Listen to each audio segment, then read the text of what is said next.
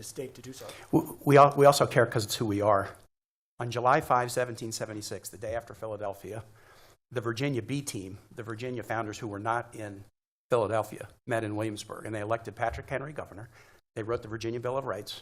They wrote the Virginia Constitution, and they adopted the Virginia State Seal, which says 6 separate tyrannos.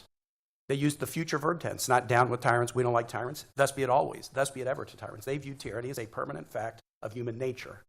And they said, we're not a nation that embraces tyranny. Now, 30% of Americans at that time were fine with monarchy. They wanted to stay with England, either because they liked monarchy, they thought democracy was messy, they had friends or family or financial ties to England. So there was a debate about democracy or monarchy then. And I think that debate is happening right now.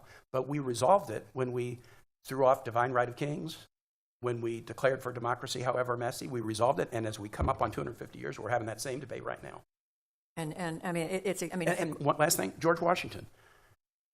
The Congress that wrote the Constitution in 1787, they loved George Washington. They revered George Washington. But they made war powers a question for Congress, not the president. The president that they loved, who had been the general that won the revolution, they wouldn't give George Washington war powers because they felt so strongly against an overreaching executive. and that's the fundamental question.